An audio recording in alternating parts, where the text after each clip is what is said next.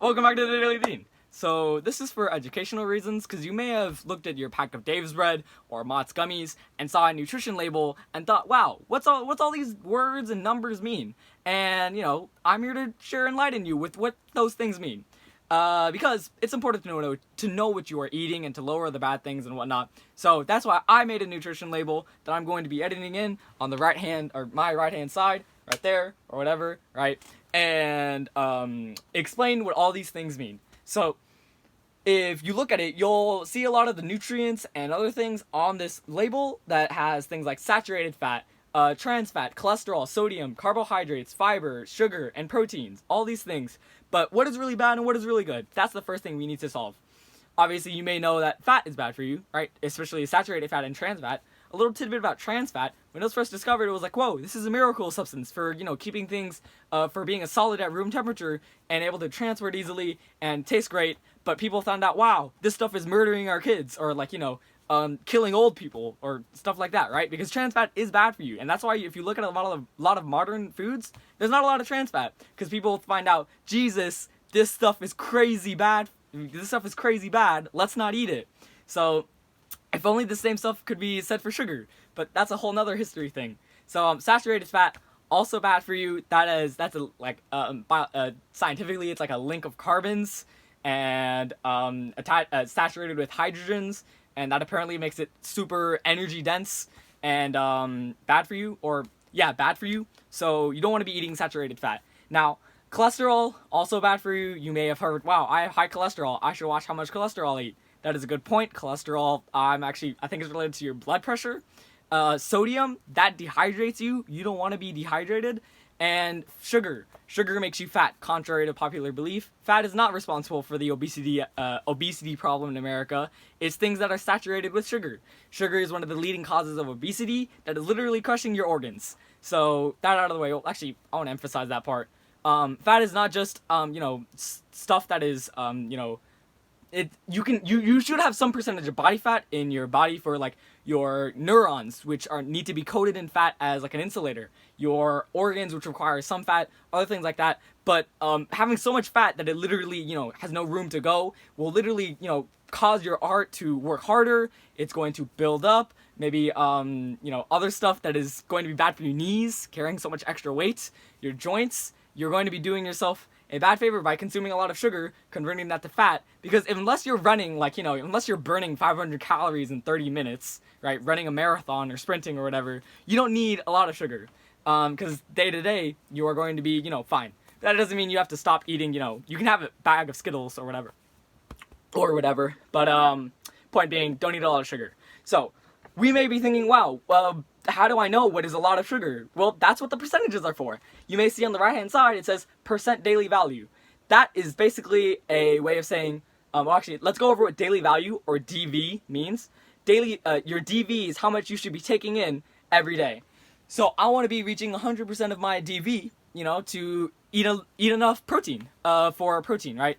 And a way to tell whether something is high or low is through the 5-20 rule. You want a lot of protein and a lot of fiber, but not a lot of cholesterol or sodium. So the percentage will tell you if it's a high or low source of this nutrient. So you'll see that there's 1% of my DV in this nutrition, we're going to call it like Dean juice or whatever, right? Juice, right? Juice in this bottle of juice.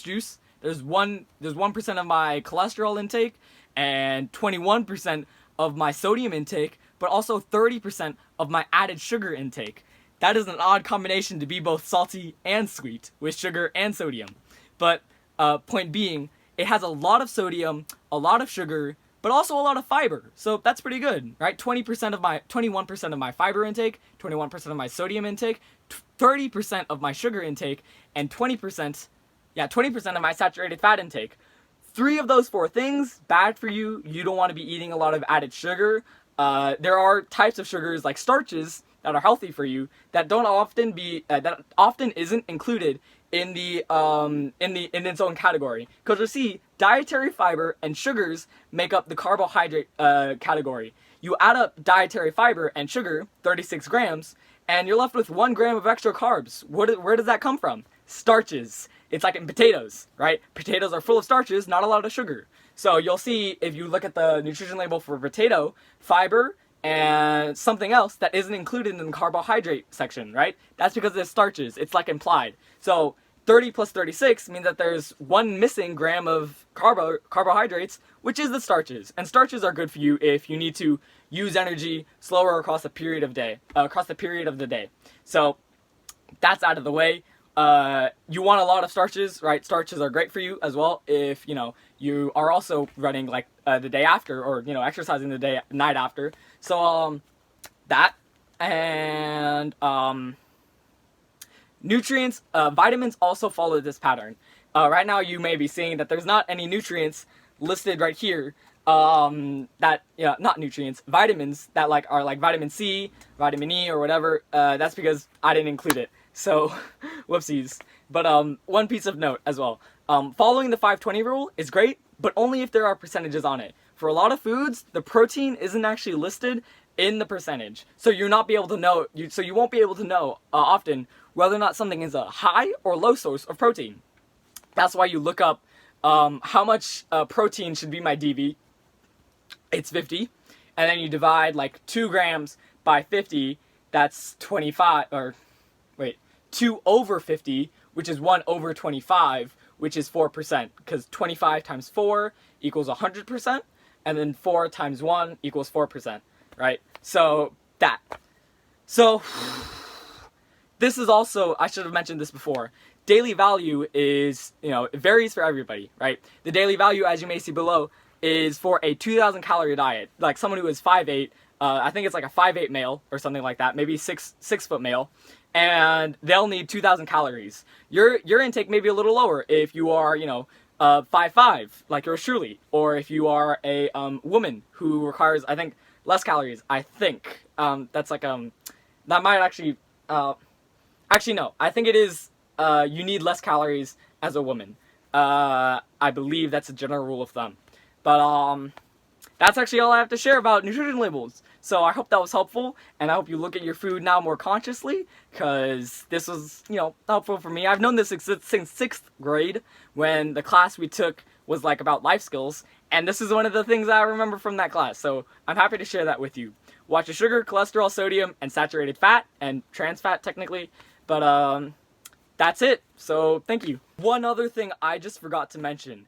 The actual serving size. Serving size is an important indicator for the quantity that you are consuming, right? So let's say you estimate how much is a cup, or let's say looking at a slice of bread, a package of bread, it'll show there are one serving size is 1 slice.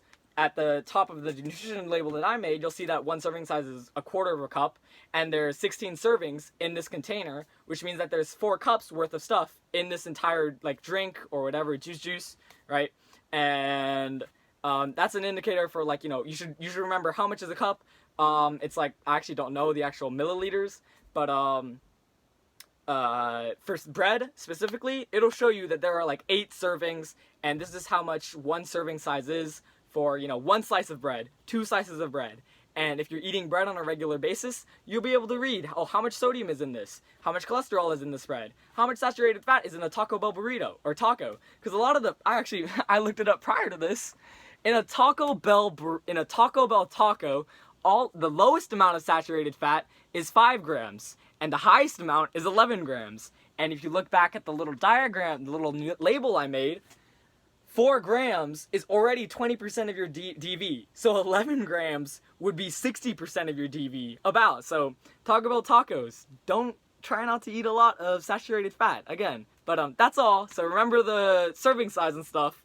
I appreciate you being interested in your health. Thank you. Bye.